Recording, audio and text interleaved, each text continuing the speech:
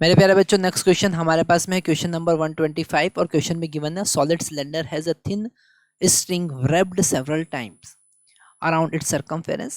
The string is fixed at one end and the cylinder is released. Find the downward acceleration of cylinder and tension in the string. Okay, तो यहाँ एक string को हमने एक solid cylinder के ऊपर लपेटा है. ओके, ये सॉलिड सिलेंडर है, ठीक है, और इसका एक एंड फिक्स है. डेफिनेटली जैसे इसको रिलीज करेंगे तो ये सिलेंडर ऐसा गोल घूमता हुआ नीचे की तरफ मूव करेगा.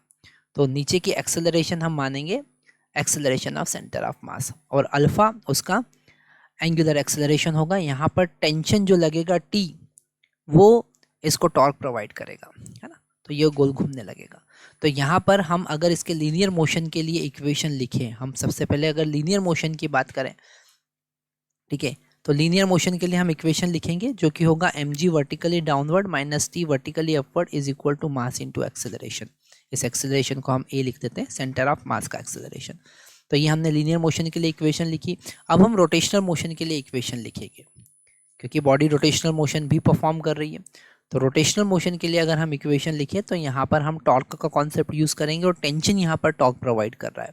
तो T into R is equal to I into alpha हम लिखेंगे. ओके, तो यहाँ पर T इंटू आर, और यहाँ पर हमको पता है कि ये सॉलिड सिलेंडर है तो इसका मोमेंट ऑफ इनर्शिया mr²/2 होगा. यहाँ से हमको अल्फा पता चल जाएगा. ओके, इन दोनों इक्वेशन को हम सॉल्व करेंगे और अल्फा या फिर a का वैल्यू हम फाइंड करेंगे. यहाँ पर हम मान के चल रहे हैं कि ये जो सिलेंडर है और स्ट्रिंग है एक दूसरे के ऊपर स्लिप नहीं कर रहे हैं, तो अल्फा का वैल्यू हम a/r लिख सकते हैं, ठीक है, क्योंकि यहाँ पर प्योर रोलिंग परफॉर्म हो रहा है.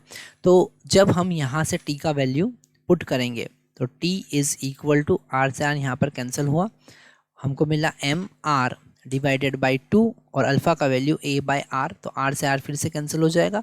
t का वैल्यू हमको मिला ma डिवाइडेड बाई 2. इसका वैल्यू यहाँ पर पुट करेंगे तो mg माइनस टी का वैल्यू हमने पुट किया ma divided by 2, that is equal to ma, और उधर जाएगा तो ये कितना हो जाएगा, उधर हो जाएगा 3ma डिवाइडेड बाई 2. m से हम कैंसिल कर सकते हैं, और a का वैल्यू हमको मिला 2g डिवाइडेड बाई 3. तो ये हमको उसका एक्सेलरेशन मिल गया.